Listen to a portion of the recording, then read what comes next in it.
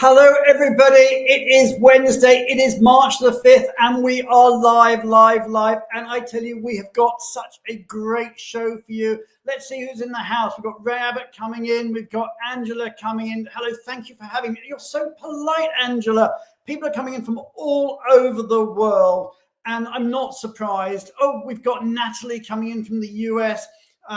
So I tell you, we are going to be talking about how one particular company have redefined global mobility, and they have done some amazing stuff. We have got, well, one of the most legendary companies out there. We've got BD, Becton Dixon as was, and we've got Karen O'Brien coming in to tell us all about the way that they have radically changed and innovated and done some just awesome stuff with their mobility program. Trust me, you do not want to miss this show. It is really, really exciting what they've done. We've also got an important immigration update for you today, and we've got our change maker for the week, which is the legendary Lynn Mecca from PVH, who's going to be telling us a bit about her passion for technology, why she's a change maker, and also about the charity that she supports. Maybe just a little bit about the company PVH as well. So amazing show we've got lined up for you today. We've got some Benivo updates. We've got some great stuff. And of course, we've got lots of news for you. So we'll be sharing all our breaking news going forward that we've got. But you know how it works, everybody. Please write in the comments box. Tell us who you are, where you are, what's going on in your world. We are live right now on LinkedIn. We are live on YouTube. And of course, we are available on Spotify if you want to listen to us as a podcast. And of course, many of you do want to get your codes from your CPE codes from ERC, from SHRM, or from HRCI. Let me put them up here now. So many thanks to our really good friends at Worldwide ERC for giving us the GMS and the CRP codes. They are there. And also to our really good friends at Rocket Mortgage, who've given us the codes for HRCI and for SHRM. And they're up there, and we'll leave them there just for a moment or two. Next week, we've got another show where we're going to be focusing in on mobility at one particular company, and that is global mobility at the real estate giant JLL. And I'm really excited. Our special guest next week is the wonderful Nicole Millman from JLL. So it's a great, great show we've got lined up. We've got some great stuff next week, but let's get cracking. Let's find out what's been going on in our wonderful world of global mobility in the last 7 days.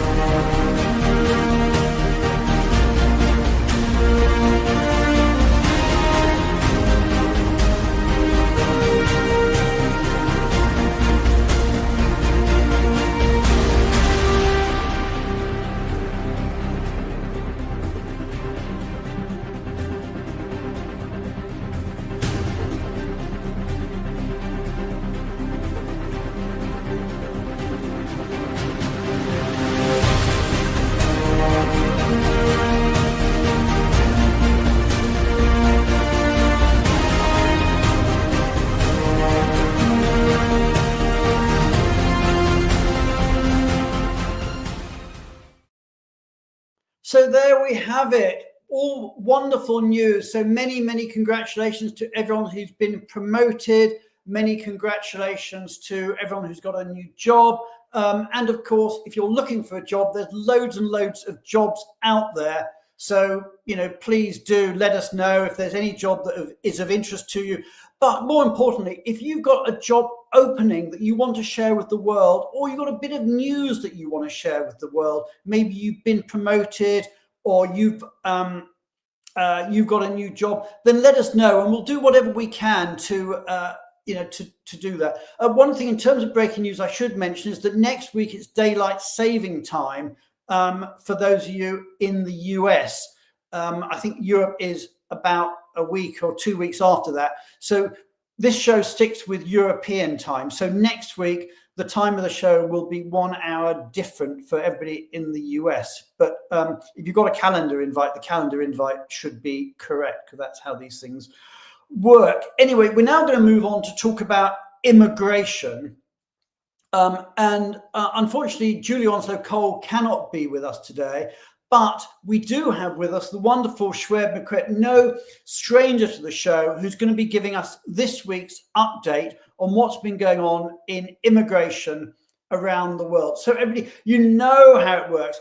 Hit the heart button, hit the like button, hit the applause button, and let's welcome to our stage the wonderful Fragamond Schweb McQuett.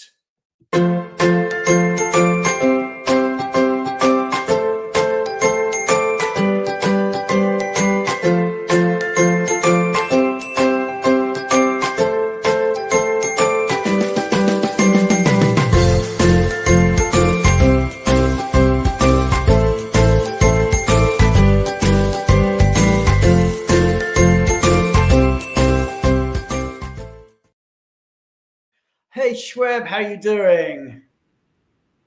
I'm very well, Brian. How are you? Yeah, good. It's great to see you. Where are you today? I'm actually in the office today in London.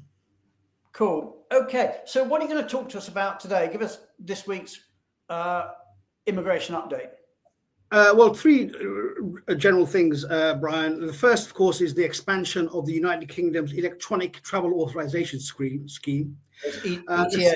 Yeah. The ETA. That's the scheme. It's the advanced digital permission to travel for people who otherwise don't need a visa to come to the UK, and it's part of the UK. That's been introduced in stages. All of the world except Europe was part of that scheme, and today marks the day when the rest of Europe, in fact, now is subject to the scheme.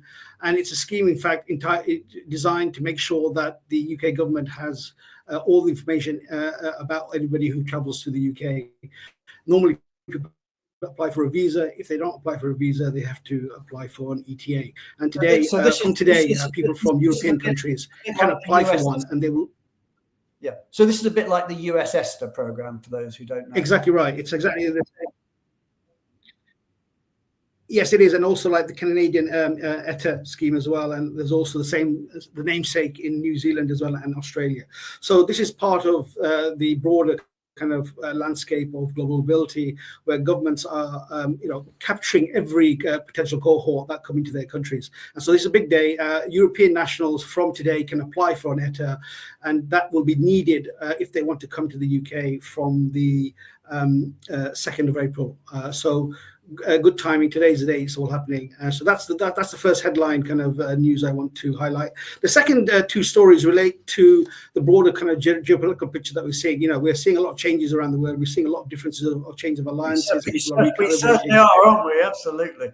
We're seeing huge changes around the world. So some huge changes happening. So what we're seeing at the moment, of course, is different countries are reconfiguring their relationships. They're realigning themselves with different partners. People are deciding which team they want to be part of.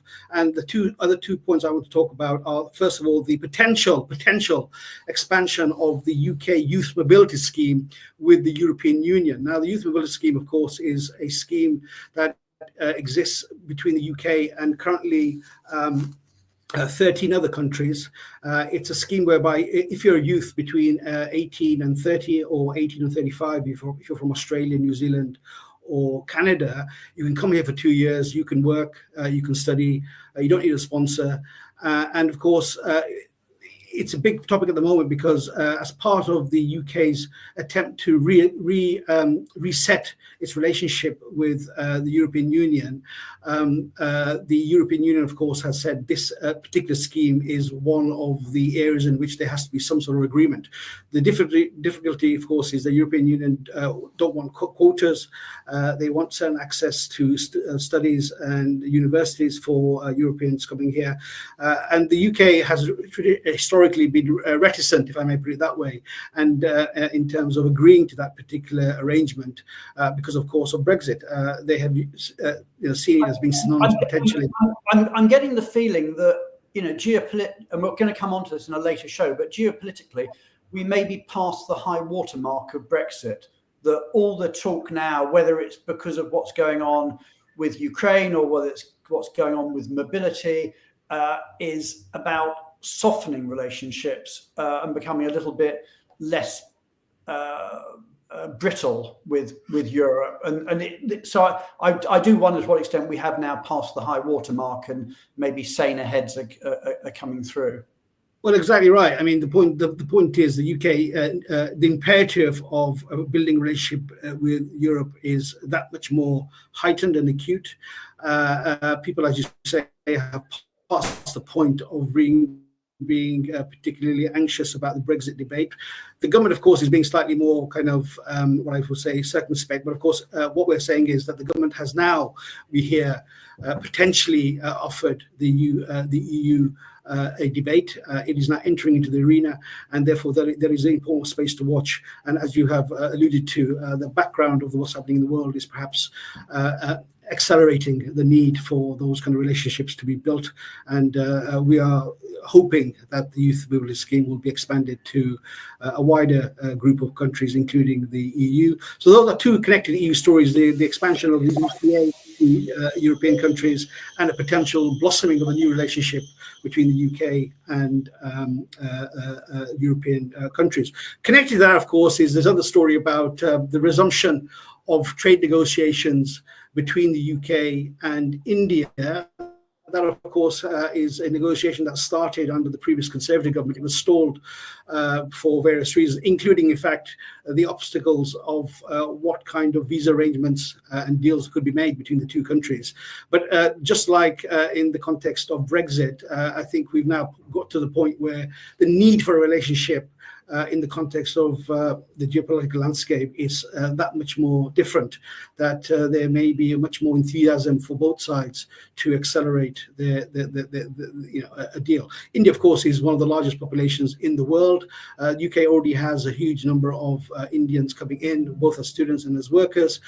It is a growing economy. It's going to be one of the biggest economies in the world in the next 5 years. So we're looking forward to another deal that will, of course, recalibrate the framework within which mobility and deals and movement happens. So that really is the kind of areas that I wanted to cover today. I think that's enough for us.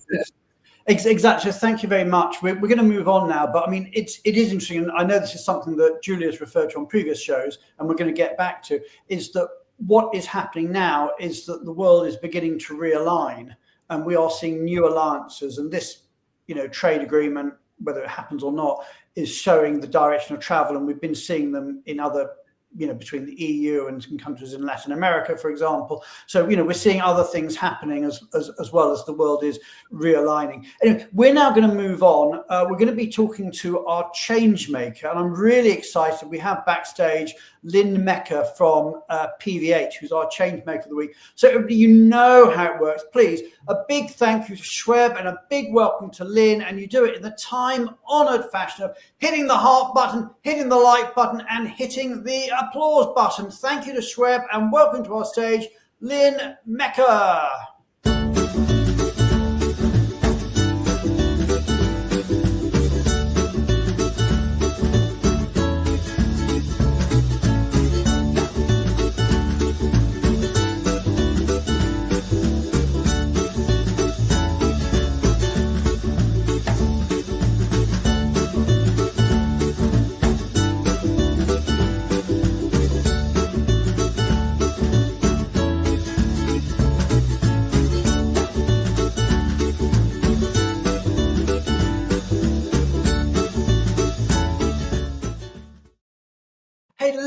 welcome to the show, or welcome to the show again. I know you've been on the show before. Hi, Brian. Nice to see you. And you. So, Lynn, for those people who don't know you, tell us a bit about you, because obviously we're hearing an American accent, but that's not where you're based and it's not where you've been today. So tell us a bit about the Lynn story. And my career too? Or Absolutely. Just yeah, okay. No, tell us a bit about how you got to where you are and indeed where you are. Okay, so I'm at PVH now. PVH is Calvin Klein and Tommy Hilfiger. And PVH is big in fashion. Big in fashion. And PVH's ambition is that Calvin Klein and Tommy Hilfiger are become the most desirable lifestyle brands. So we have a great company shop in our office with great clothing from Calvin Klein and Tommy Hilfiger. No, I'm American. You probably can hear that on my accent. I married a Dutchman back in America, and he was repatriated back to the Netherlands. And so we relocated. So you married an expat. He was an expat. Yeah, he was an assignee in the U.S. in New Jersey, and I married him there. And then shortly after we got married, he was repatriated back to the Netherlands. So off I went. Not one of yours. Not one of your. No, I was very young. I was just married. I was working in New York City. I was not in the relocation business at all. And so we were repatriated, or he was repatriated. I relocated to the Netherlands. So that was my very first experience of global mobility, actually, back then. And then when I arrived in the Netherlands, it was a very long time ago, and I didn't have immigration compliancy, and so I could not work. I was just a wife.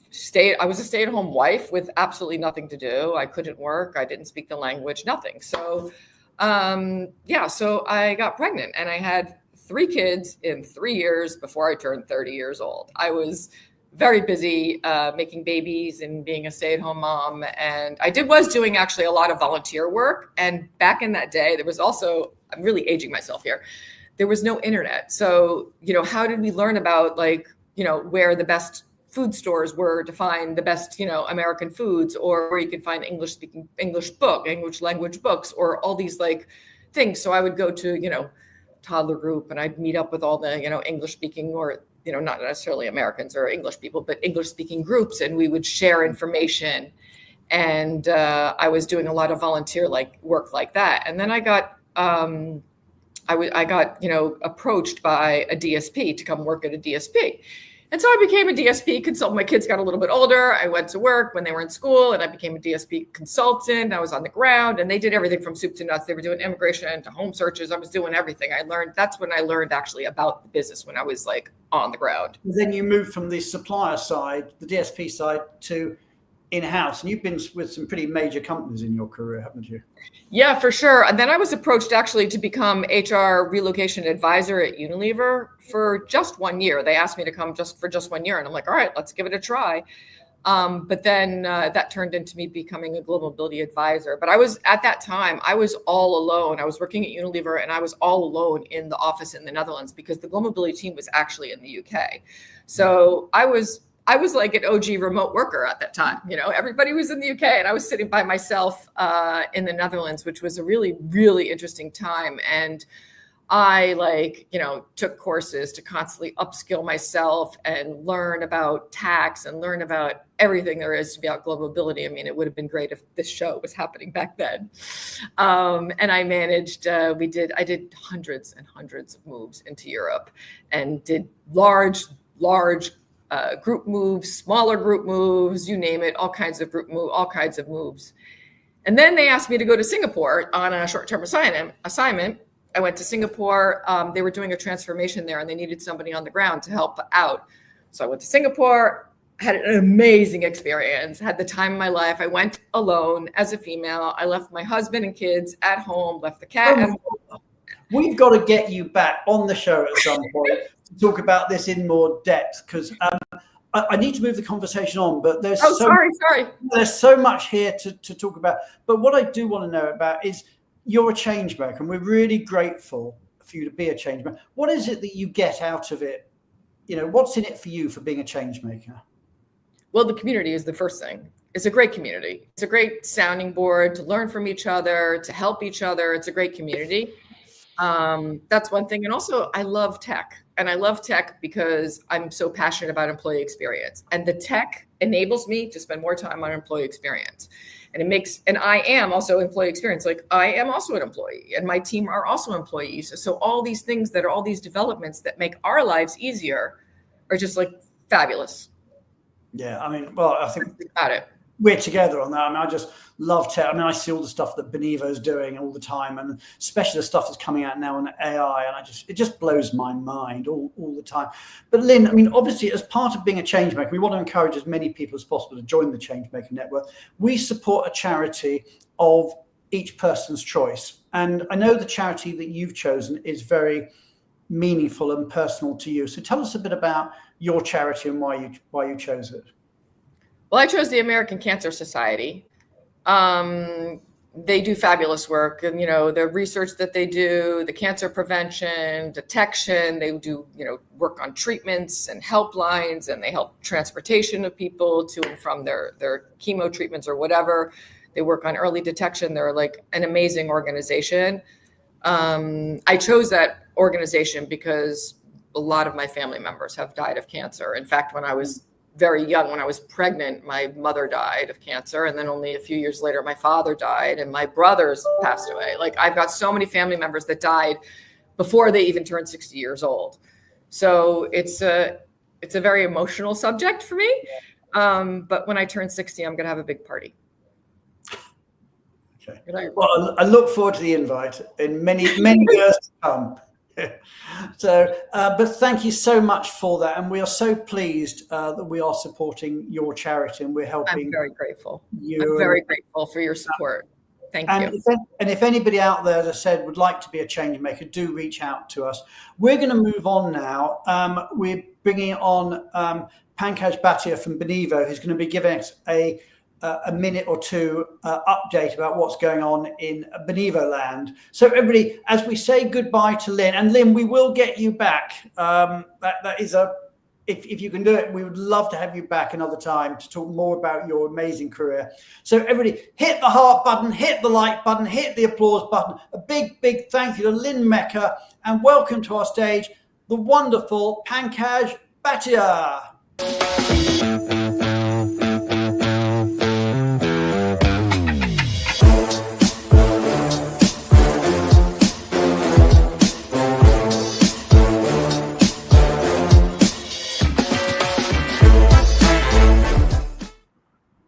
Hey Pankaj, how are you doing? Hey Brian, I'm very good. How about you? Yeah, I'm just so excited for everything we're talking about today. So tell us about what's news. Give us the update. Yep, great to be here. So quick update on some exciting events which are coming up in the mobility space. So first, don't miss out on the expert insight session at the FEM that's coming up on the Friday, the 7th of March, where we'll be joined by LSEG and JD Pete for a valuable discussion. So it's a great opportunity to gain deep industry insights. So be sure to check it out if you are around. It's a great event. I know I'm biased, but I think FEM events are great. And in fact, both our guests on the show, Karen O'Brien and Lynn Mecca, have told us that they will actually be there too. So if you enjoy the show and you want to meet them in person as well as meeting us, then definitely FEM in Amsterdam this week is the place to be. So what else is new, Pankaj? Right. And continuing with the FEM update. So we'd love for you to join us for a corporate-only social event. That's actually tomorrow, the Thursday, the March of 6th. So fantastic opportunity, chance to network over high wine and great conversations with fellow mobility professionals. So again, a great opportunity to network over there. And finally, we are hosting an exclusive corporate-only webinar to provide an in-depth insights into Benivo's VIP program. So if you are looking to understand how we are driving innovation in the mobility space, this is the session for you. So, please do register in, I think the link will be with you in a short while. So certainly don't miss out on the opportunity. Okay, so Pankaj, thank you so much. You are a legend of the industry yourself, and it's just great to have you with us at Benivo and on the show today. We're now going to move on, and we're going to be talking to the place is full of legends today, the wonderful Karen O'Brien from BD, about the amazing stuff that BD has done. So everybody, you know how it works. Hit the heart button, hit the like button, hit the applause button. A big, big thank you to Pankaj Bhatia, and welcome to our stage, Karen O'Brien.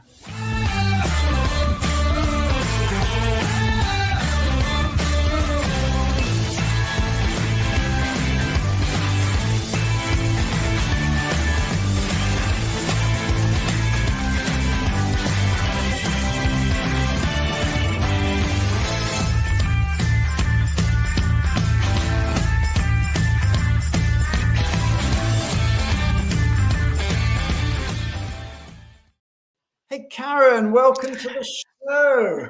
Brian, my old friend, how are you? Earlier, I think we must have known each other for over 15 years now. It's amazing. I know, time flies. It absolutely does. And Karen, it's just great to have you. So let's just find out a bit about you. Obviously, we know each other well, but people who don't know you, tell us, who is Karen O'Brien? Tell us about yourself. Oh gosh, all right. Well, I'm Irish originally, but I've been living in the UK now for close to 25 years. Hard to believe. I've been in the mobility industry all that time. Started off in mobility when BP had outsourced its mobility function to the company that was Exalt at the time. Did a couple of years there, moved to Tesco, fought in the trenches with my colleagues there for a few years, moved to a mobility role at Diageo. That was just such an incredible role. Like travel the world, had an amazing time at that company. Moved to AECOM, an American engineering infrastructure consulting firm. And for the last 4 years now, I've been at BD, Becton Dickinson. So BD, it's unless you're in the medical. Tell us about BD, because it's a company that I think everybody. I'm sure probably pretty much everybody has used one of their products at some point. Absolutely. No. So tell us about it. I have a really cool stat for you. So in the UK alone, 90% of NHS hospital patients will encounter a BD product, right? So that's incredible. So like, it's a company that's been running for 125 years. US headquartered company. We've got about 70,000 employees, Fortune 500 company. We're operating in 50 countries, and advancing in the world of health is our purpose, right? And that means, improving patient care, identifying illnesses earlier, things like sepsis, reducing medication errors, and as well, like looking at it from the healthcare workers' perspective as well, improving automation and standardization, allowing healthcare workers to spend more time with their patients, for example. And some of the products, just to give you a flavor, like there's a huge raft of products, but lab diagnostics, syringes, we make syringes, for blood collection. Did you guys invent the syringe, or certainly we've. Yeah, I don't know if we can lay claim to inventing it, but I mean, we certainly made a huge amount of syringes during COVID, for example. So syringes, what else do we do?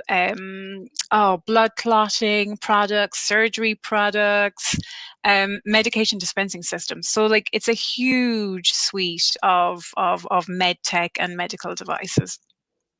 So if anyone's ever had any sort of procedure or had a needle stuck in their arm or something, lots of people during COVID. Yeah, a lot of the COVID vaccines were administered using BD syringes. So absolutely, yeah. So you know, and it's a good thing if you're not familiar. It means you haven't been in a hospital environment. So, yeah, or you just didn't look at the label. But anyway, so Karen, you've told us a bit about BD, and you guys. I mean, we were chatting the other week when we were prepping for this, and I was just blown away by some of the stuff that you have done. So tell us a bit about mobility and, the team you work with, and about, why you decided to shake things up, a bit of background.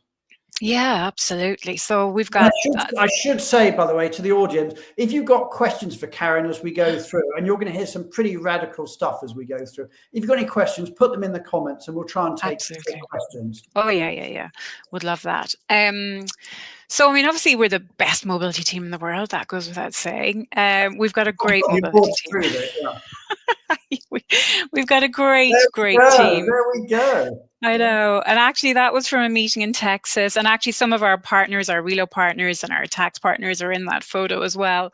And as a team, we're phenomenal. We've all got incredibly complementary skills, you know. So, and we gel really, really well. We're all based in different locations, different countries. But yeah, under the leadership of Berna Anderson, who you know very well, we're definitely a hardworking, innovative team. So today is about our policy, right? And our old policy, it was very much driven by the business. It was driven by cost. There was limited opportunities for our associates, or we call employees associates, for them to give any input on the relocation benefits. Our benefits very much reflected a very traditional family setup, you know. And our process led to multiple touch points with our team, with the business, with HR. It was a very protracted process. We had numerous policy types. We had like 14 different policy types. And we were looking at some of our demographics, and we realized, you know, our mobility associates, the demographics were not reflective of our BD wider demographics. So we thought it was time for a change, you know. So actually, I'm going to ask that out to the audience, because I mean, that's fascinating. What you were saying is that the people who you tend to move are not, they don't look like the people in the broader population for whatever reason, you know, age, gender, family status. Yeah, exactly. So you were moving one sort of person, and that sort of person wasn't, if you like, representative of your broader population. And the question I want to ask the audience, just to say, is this: is your transferee population broadly representative of your general employee population demographics? So yeah, so tell us a bit about that, because that's an amazing, I think it's a very insightful place to start. You know, why which presumably is the question you're getting into, is why are the people we move different to the overall population? That was exactly it. And so as a team, we had those conversations internally, and we had some ideas and some thoughts. So we're really lucky at BD because we have these incredible associate resource groups. So, and these what is an associate resource group? Yeah, like to give you an example, we have the Women's Initiative Network. So that's we have that's focused on females, associates, and promoting female causes and promoting equality. And we have our open associate resource group. That is the LGBTQ plus group. We have our Limitless ARG, which is the group that focuses on disability inclusion. And we have a whole raft of different associate resource groups. So what we actually did was we spoke to representatives. We reached out to the leads in all of those groups, and we said to them, we were thinking of doing this piece of work. We wanted to understand why our policy didn't seem to be speaking to the broader demographics of our business. And so we asked them to nominate some people from within the resource groups that would be happy to work with us. And the feedback was phenomenal. Like, it was just incredible. It was such an eye-opener. They were absolutely delighted that we had approached them to get their input on shaping our policy. And the feedback was just incredible. You know, they explained that the broader policy wasn't speaking to them, their particular group. And they even came to us with ideas. Well, look, this is what you could do. This is how you could improve things. And this is how you can make that policy speak to the vast majority of associates. So that was one of the steps that we took to gather some feedback on why our policy wasn't reflective. Another step we took was the minority of the people who did move within the demographics we were sort of pursuing. We approached them and we said, what worked well for you? What didn't work well for you? What would you like to see more of? We also then did a huge amount of work. We went back about 5 years, if you can imagine it, and we looked at our exceptions, and we looked at what areas the exceptions were coming in from and what they relate to. And we also looked at benefit utilization, because as I said previously, we used to kind of just prescribe what the associate would get, right? With the business, the mobility would tell you and your family or whatever situation you're in, this is your relo package, you know? So the irony of it. But we looked at the benefit utilization and benefits that weren't being utilized and drilling into a little bit more detail on why they weren't being utilized. Let's just try and unpack that a bit, because you've made some fascinating points there. You talked about the fact that you looked at your exceptions, and I wonder how many companies actually do that. That seems such a great thing to do. And I remember a while ago we had a lady on the show. I won't mention her name, but we had a lady on the show who suffers very sadly from disability and has done since birth. And she was. I remember her saying to me on the show that when she wanted to move somewhere, this was actually just business travel. She wanted to move. She couldn't because it didn't work, and her employer said to her, "Don't worry, we'll make an exception." Yes, turned around and said, "I remember this." She turned around and said, "No, I don't want to be an exception. I want the policy to do it." So, in fact, what you're doing, I think, is so exactly. You're looking at the exceptions and saying, let's not make them exceptions, because that is so limiting. Yeah, you've hit the nail on the head. That's exactly it, right? So we obviously, yes, we would have been the same, right? You come to us and tell us what you need, and BD, very much so, we would support. But if you were to sit and read the policy, you might have thought, oh, they're just not going to cater for my needs. And so what we have now done is written it in a way where we call out as much as we possibly can. Obviously, you've got to try and balance. You don't want a policy that's 100 pages long. Our new policies aren't that. They're short, they're sharp, they're very crisp. But we have created a well-being benefit, and we can talk about that in a little bit later. But that makes sure that that lady's situation is not the exception. That's now specifically called out in our policy. So, yeah, she's absolutely right. And that was our thinking as well. We don't want those situations to be the exception. We want to speak to as many people as possible. So when we did that survey, I'll just go back to that survey, that the question I asked, and we did that as a survey on LinkedIn. And what people said, these were the responses. 23% in terms of said, is it broadly representative? They said, no, it's not broadly representative, but that's just how it is. 54% said it's not broadly representative and we want to change it.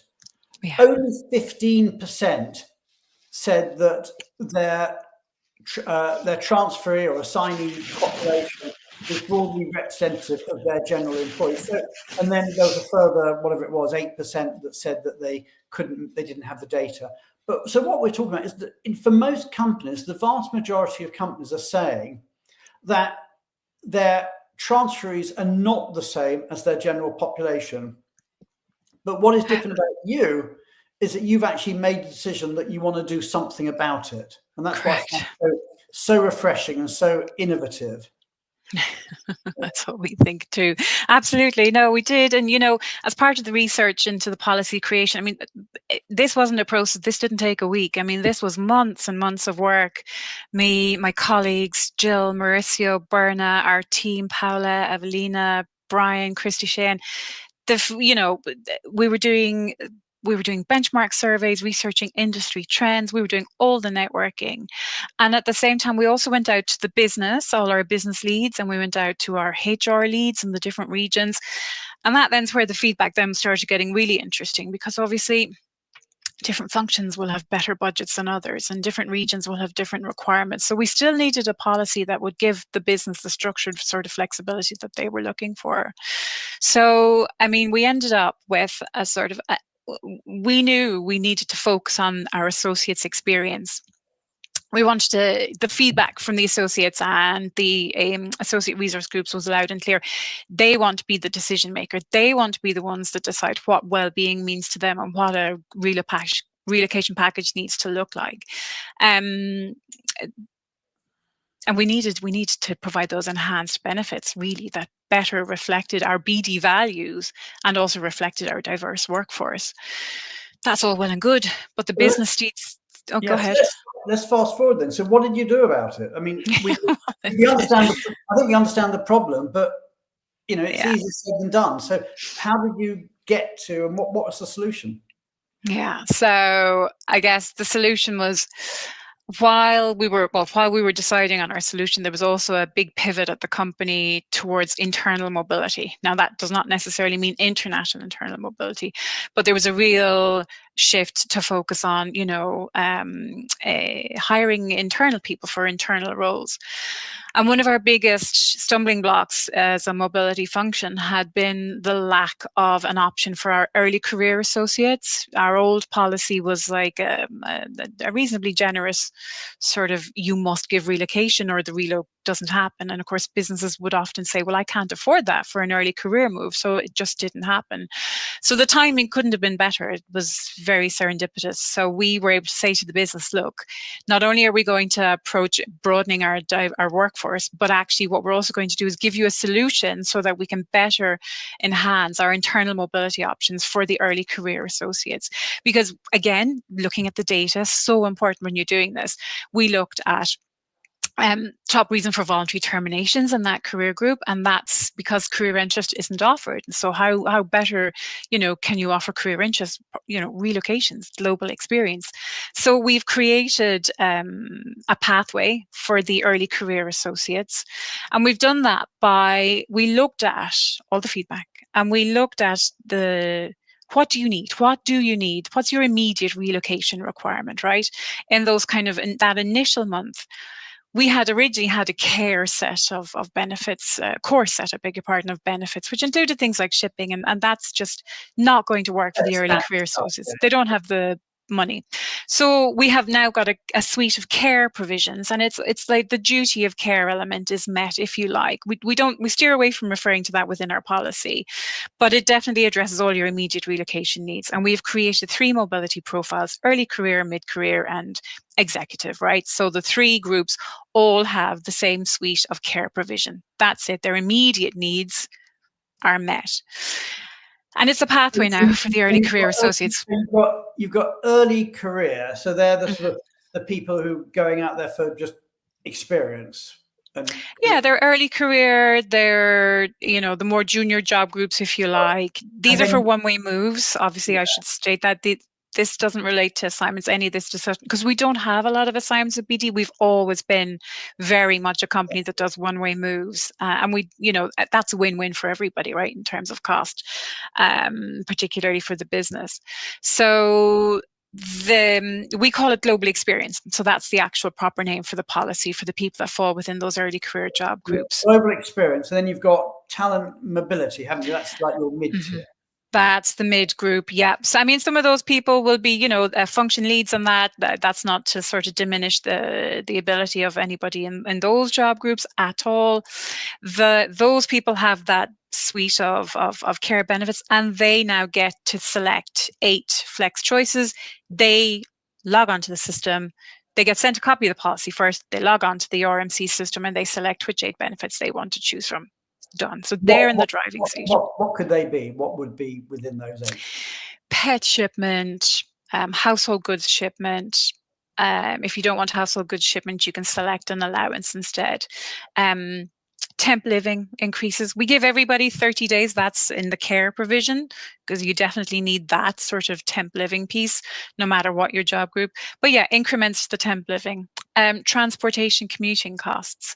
And then the really cool one is the well-being benefit. So I love this, because we were chatting about this. So tell me, I mean, this is so innovative. I'm trying to hype it up here, because drum roll, because I think this is so. You guys deserve an award for some of the stuff you're doing. So tell us about the well-being benefit. Yeah, so we're really proud of ourselves with this. We are, it's definitely innovative for the industry, and I'm sure other companies will follow our lead.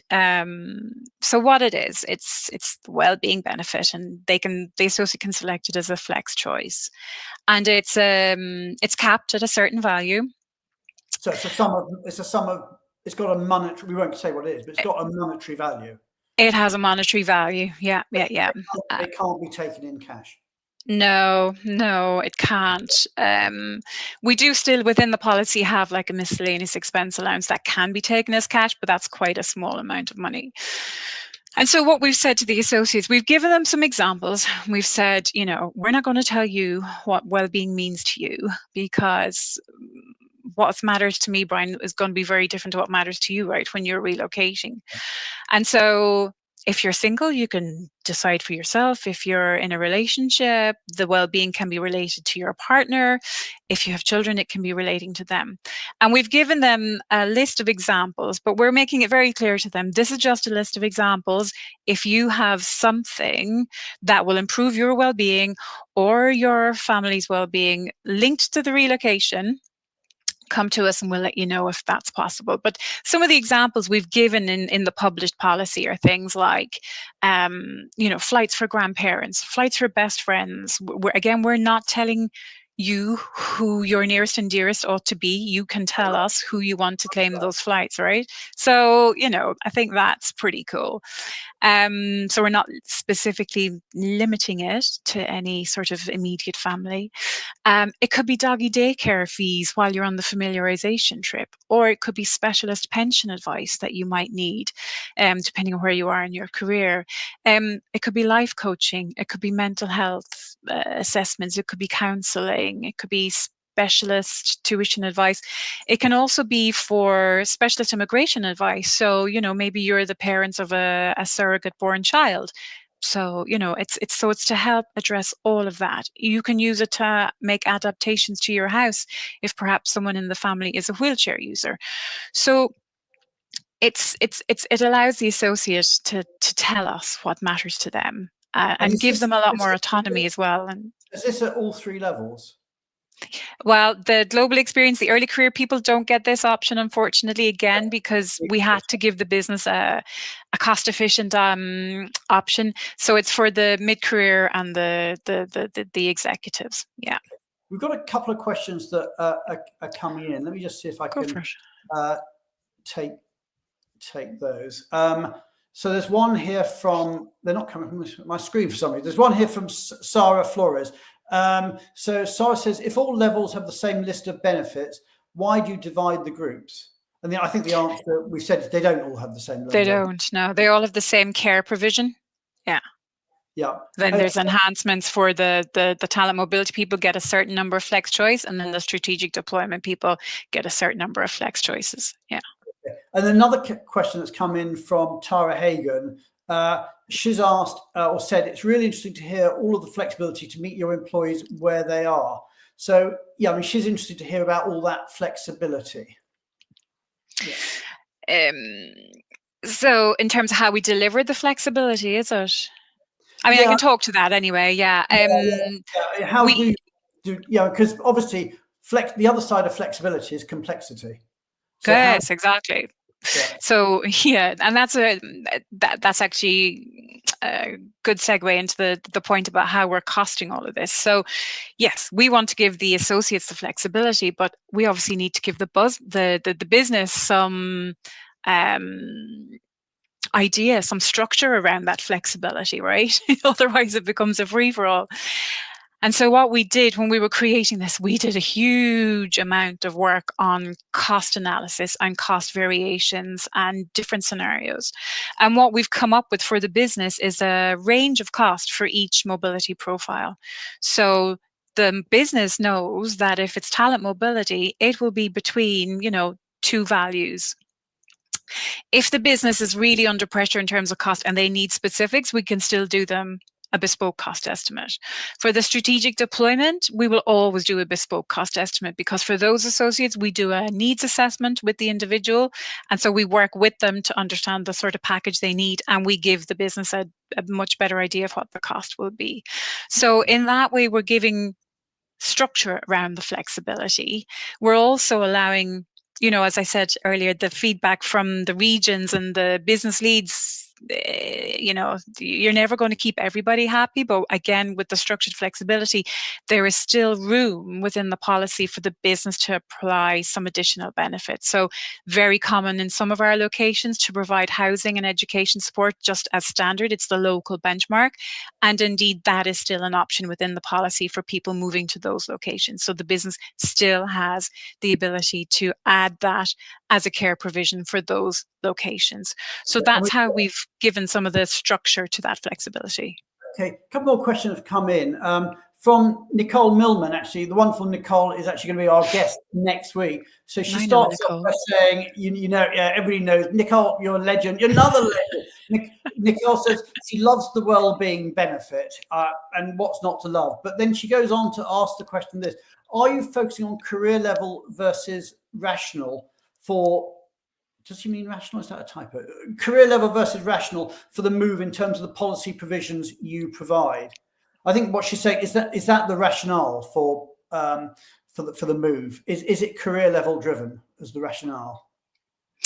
Yes, yeah. So it's job group driven. I mean, obviously, what we have at BD is sometimes their job group would say that they would be in the early experience, global experience profile.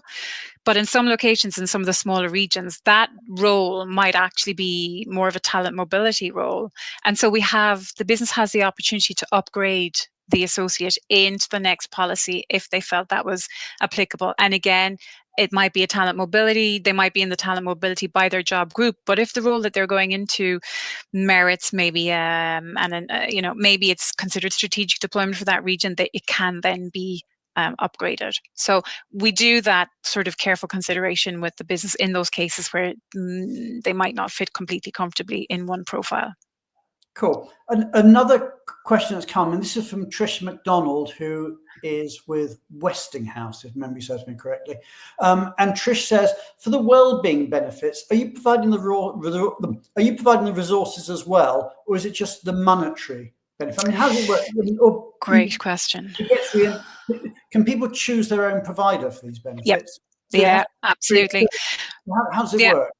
Yeah, no, they can absolutely choose it, because we did look at, as I said to you, we looked at the benefit utilization, right? When we were looking back over the previous years, and there's just no point in us saying you will use this provider to give you that benefit.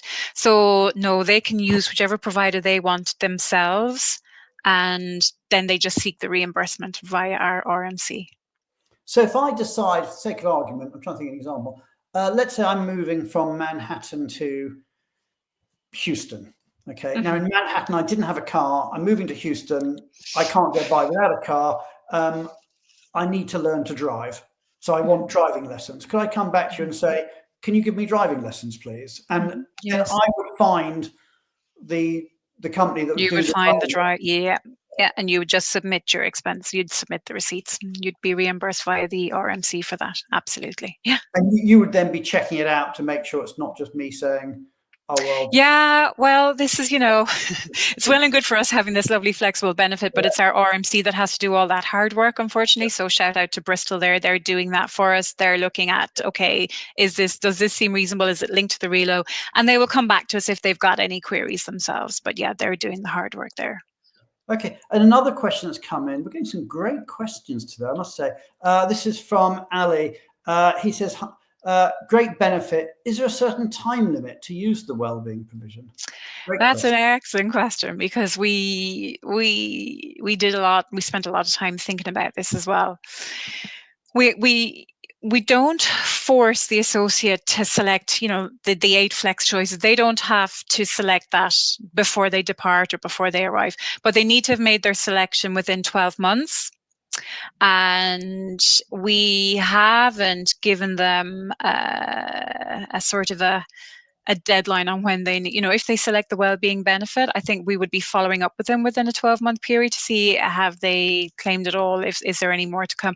Because we don't want comp collection issues to drag on for multiple years, right? So you could say 12 months, that would be the reasonable timeline there. Okay, and are you monitoring it in terms of which are the choices that are the most popular or least popular? We are. Yep. So we've been asking Bristol to give us reports on the utilization. Are many people selecting it? What are they spending it on? And as expected, it's so vast. The variables are huge. Okay, so some people have spent it on loss of income for trailing partners. Some people have spent it on educational assessments for children. Some people have spent it on travel and flights. Some people have spent it on things like doggy daycare. So it is, as we, it's fascinating. And as the picture gets bigger and bigger, I'm really looking forward to the kind of the quarterly reviews that we'll be undertaking and the yearly reviews to see how it's working, and also getting the feedback from the associates. But so far, the associates are telling us that they love it. They absolutely love this freedom. We've only got 5 minutes left, and we've got loads of questions coming in. So I'm going to try and sort of rapid fire if I may. So the first question is from Nadia. She says, "I love the intention of the wellbeing benefit, but can I check, given the vast flexibility of the benefit, was there any time that you have to say no to the request, perhaps because the intent of the benefit is not being met? Any example of such denied request, or is it just purely based on a trust basis?" No, I mean, at the moment, not yet. So we went live with this policy in October, right? So there's still time, but we're very, yeah. So it's relatively new for us as well. We give the examples in the policy. We counsel that the counselling is done by the RMC as well about, the broad terms of what it's for. Has to be linked to the relocation, has to be linked to some sense of well-being. So no, nobody has tried to claim a handbag yet, right? That would be denied, but nobody has tried that yet, for example. So case that they need it, they can't possibly step into their new city without without a new handbag. Yes, indeed, I might try that one myself. Yeah, but no, so far nobody has. The argument now. What do I know about handbags? Anyway, next question, and this is from Amanda Cotton. She says, "Is there a budget per well-being item?" Obviously, there's an overall budget, but you then break it down, or could they take it all on the one item? It can be all spent in one item. It can be spent on 100 items. That's where it does get tricky for the RMC, because they could be dealing with like 100 different receipts. So, yeah. But no, it can be for a multiple number of items. Okay. And another question here from Tara. For the wellbeing benefit, how do you objectively approve the request? Since wellbeing is unique to the individual, are all requests automatically approved? Well, so it's a flex choice. So the associate themselves, they decide if they want that as one of their flex choices. So if it's one of their 8, they can have it. And then the only approval is done at the reviewing the expenses that they're claiming it against. So. Okay. So as we get towards our last couple of minutes, Dominic has asked, what's the maximum amount for the benefit? I don't know whether you're able to share. I'll happily share that with Dominic offline if he's interested, if he'd like to ping me on LinkedIn. Sure. Okay, so as we bring it, first of all, let's give a shout out to your colleagues at BD who you mentioned them in passing, but let's give them a shout out on the show. I mean, obviously there's Berna, who we all report into. There's Berna there just behind me with the curly hair. This photo isn't everybody. We've got Cheyenne, who's in the US in the red top. You've got Jill with the blonde hair, who's also in the US. You've got Mauricio in the red shirt. The other folks are Vialto colleagues. The photo doesn't include Brian, it doesn't include Christy, who are in the US. It doesn't include Paula and Evelina, who are in Poland. Paula and Evelina will be with me in Amsterdam on Friday. So if anybody's going to Amsterdam, we'll be there and we'll be happy to talk about the policy in person if anyone's interested. Cool. But it's a great team. We're a hardworking team. There's been tears and tantrums at times while working on this policy, right? It's, it was a lot of work in a fairly short period of time, but we've come out smiling. You were doing this whilst you were doing your day job as well. This wasn't like a separate team. You had all your everyday Yep. firefighting to do. Yes, exactly. And I wouldn't recommend that. So I think that would be the big learning. If we were ever to do this again as a team, I think we'd have to like take a couple of people out of the team, let them focus on that properly. But yeah, we were all doing this while also doing an RFP and bringing on board a new RMC. Yeah, so it's been a busy old year, but we're through it now. Really happy and delighted to be sharing it with you today. Okay, so Still alive. I'm a shriveled husk of my former self.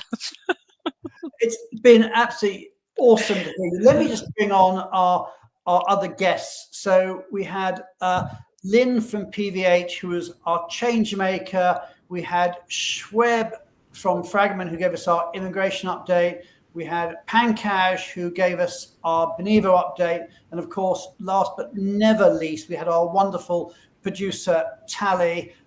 We are pretty much. My God, Karen, the audience is going crazy. You're going to have to go back to LinkedIn and answer those questions and make people fan. No problem. There's We'll so do. much interest We'll do. in your program. It's really amazing. As Harvey has said, I mean, great guest. Thanks for sharing. And great. Amanda said, great guest. Thanks for sharing. It's fascinating what you've done. We could talk for another hour, but sadly we're out of time. So all that remains is for me to say thank you, everybody. We are back next week with the wonderful Nicole Millman, where we're going to be talking about global mobility at JLL. It's going to be another fascinating show. Meanwhile, many, many thanks to Lynn Mecca, many thanks to Karen O'Brien, to Shred McCrit, to Pankaj Bhatia, and of course to Tally, to Tally Gorins. I'm getting muddled up with names. So there we go. We are out of time. All I have to do is say goodbye, everybody, and have a great, great week. And we will see you this time next week. And for those of you in the US, please do bear in mind there will be a time difference next week. Take care, everybody, and have a great week. Bye. Take care. Thanks, guys.